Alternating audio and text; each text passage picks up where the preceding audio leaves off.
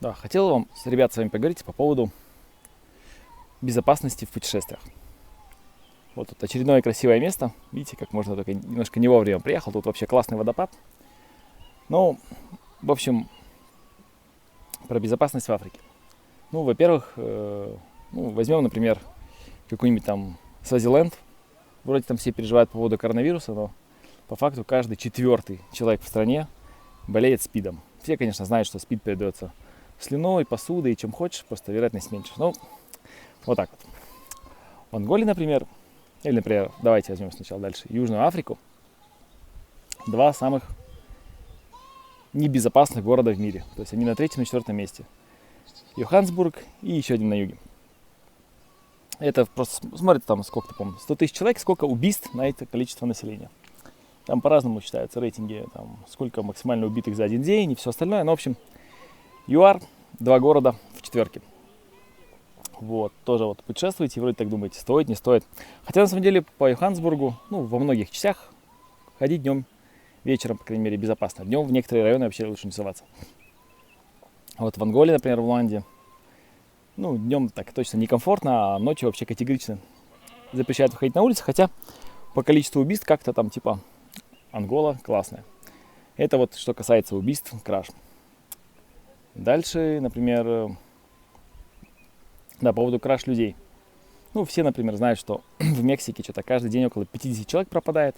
Но это не так важно, это только туристов.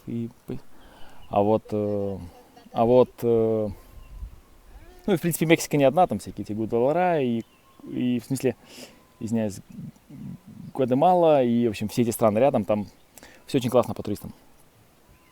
Сегодня, например, не сегодня, вот сейчас 3 дня ехал от Луанды. То есть в городе, в стране, в которой вы почитаете по безопасности в Анголе, там людей крадут редко, но больше их обкрадывают и все остальное. Это красивое все-таки место. И, например, сейчас 2 дня спал в лесу.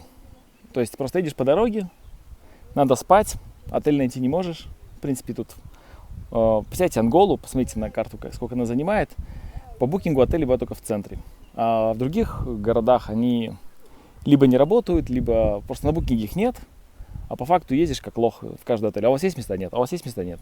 В результате приходится спать где-то за городом, едешь, останавливаешься где-то. И грубо говоря, видишь дорогу, маленькое ответвление в сторонку. Думаешь, что раз ночью здесь никто не ездит, наверное, возле дороги тоже мало кого будет. Встаешь и просто спишь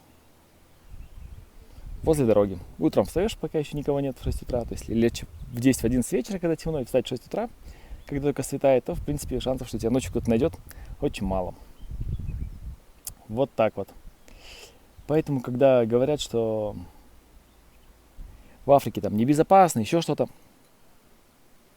надо просто соблюдать какие-то меры безопасности.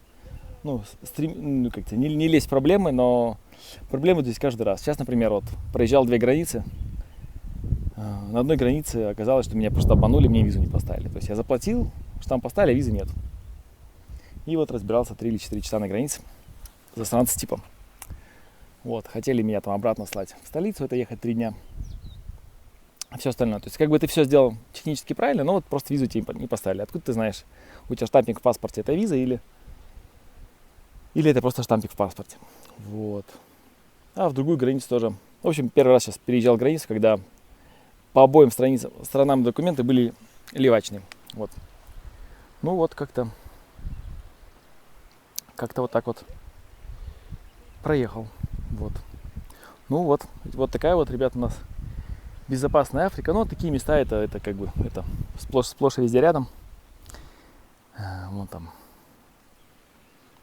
На каждом шагу тебя пытаются нагнуть, раздеть, сдачу не дать. И в принципе у них это часто получается. Так что, если следите очень за собой, в смысле следите, будьте аккуратными. Не так тут все плохо, но просто будьте аккуратными. Если будете аккуратны, то в принципе очень много красивых мест вас ждут. Удачки, всегда включайте мозг, и все будет классно. Удачки!